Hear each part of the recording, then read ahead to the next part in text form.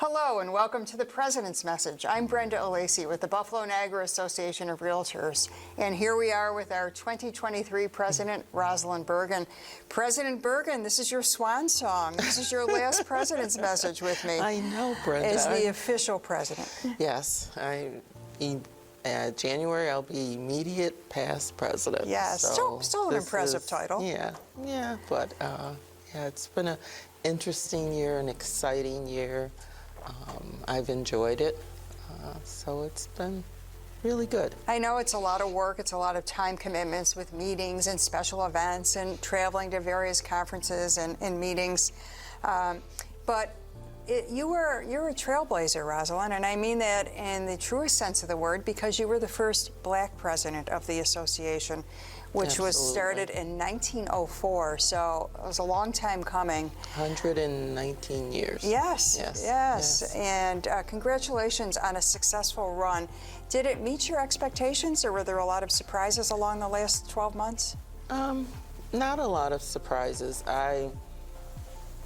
Being the first African American president was historic in itself, so that made me feel like, well, I've got to at least have a presence, be that presence, so that people know, other realtors watching, young people, my daughters even, that there's things that are starting to change in our region. There's change coming. Did you feel like that put additional pressure on you, though, that you had to show up more often than perhaps you wanted to? Or? No. I'm used to being first at a number of things during my career, even utility company, first union steward, woman Black union steward in the company. So for me, it's just being that role model, and that's what I say. That's what God placed me in the position to do, and that's what I do. Blazing trails in many ways. Rosalind, your year was challenging in the sense that the industry as a whole has had some challenges. Low inventory, higher rents for people who may want to buy houses who may not be able to afford to. So many other challenges, lawsuits that are in the news nationally. What has that been like for you to navigate? So for me, and listening, one is getting the information, understanding the information, and then understanding how we maneuver through it. Do we look at it as oh, woe is me, Debbie Downer, or do we look at it as, how do I improve? How can I work within what's going on? Low inventory, how do I work? How do I shift with my clients? Interest rates gone up. So what's the conversation that I'm having with my buyers now? Maybe you can't buy the $250,000 home, but maybe you could buy a $200,000 home, maybe $150,000.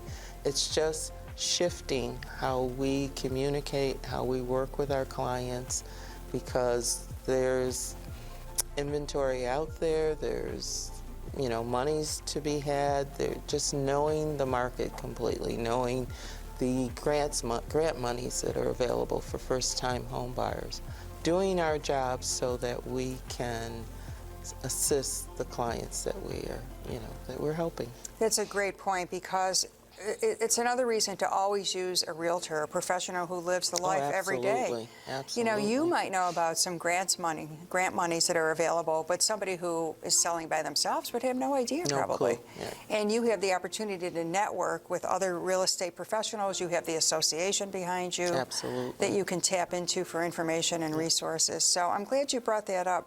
Rosalind, as president, you have a charity, like every president does, that you designate. And yours was 8 Days of Hope. Yes. And Tell us a little bit about how that came about. So 8 Days of Hope, actually, they weren't my first choice, but they happened to be in a building with another charity that I was researching, and I had some, the communication wasn't going well. So I seen the 8 Days of Hope did some research, and realized that they were a faith-based, they had a lot of faith-based organization. They were founded because of Katrina, and they just happened to have a headquarters here. And they, each year they poured into Buffalo. They'd select an area of the city, and they do cleanup, repairs.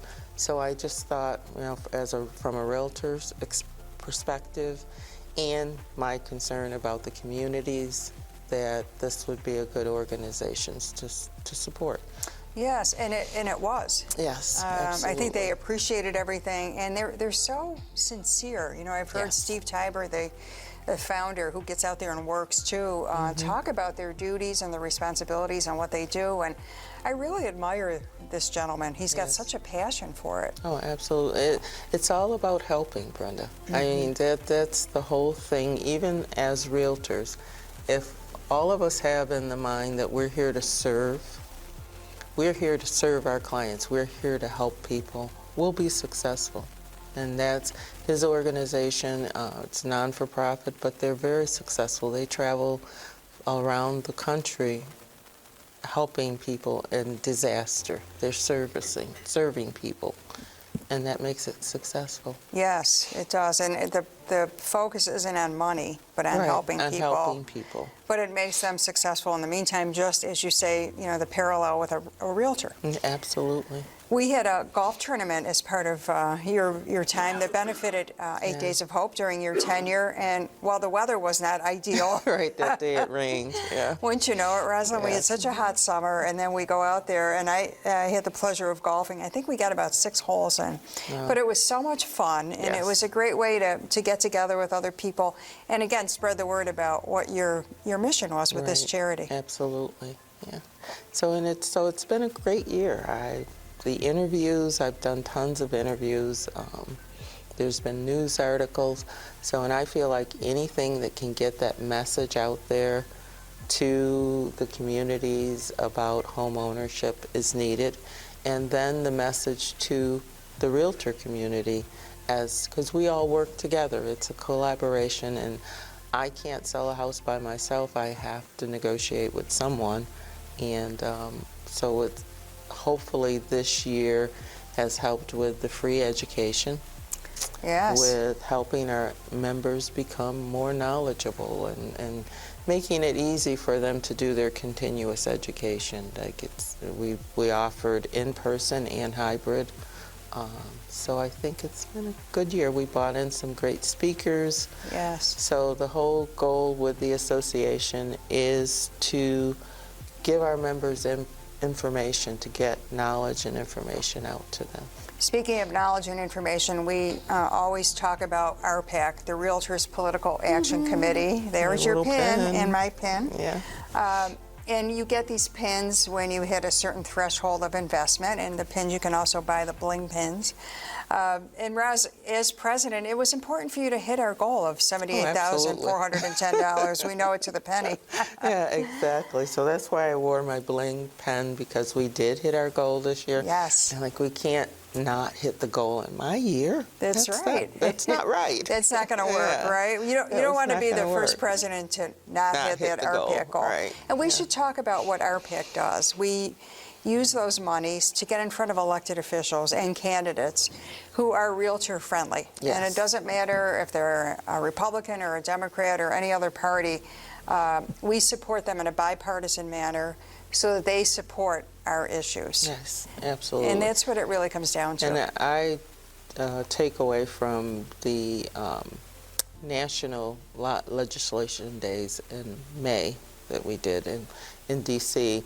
was that we're not supporting a red, we're not supporting blue, it's purple, it's a solution. So that Yes. is how I look at ARPAC, is it's not politically driven by party, it's solutions, what we need from the politicians, people who are making decisions that could affect our clients and could affect our industry. No doubt. And you know, That's where ARPAC is. And you know my favorite saying, if you're not at the table, you're probably on the On the menu. menu. And it's true that you Absolutely. have to have that kind of influence. And thank you for all of your support of Thank ARPAC, you. Rosalind. No, you're welcome. It's my pleasure, and I'll be supporting next year, even though... I look forward to it. yeah. Speaking of next year, as we wrap up your final interview with the President's message, what do you look for in 2024 for you personally and the industry as a whole? Well, that's a hard question, Brenda. Each year I look for things to be better for me.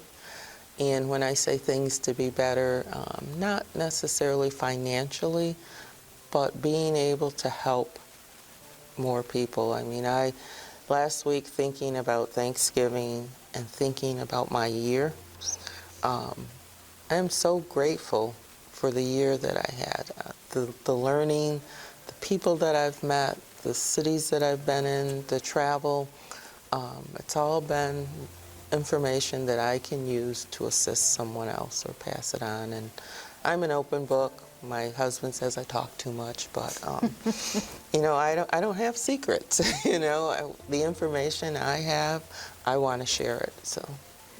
And I can vouch for that. You've done that. Congratulations on a great year. Thank you. Rosalind Burgin, it's been a Thank pleasure you. talking with you every month. And you too, Brenda. Thank you. Thank you.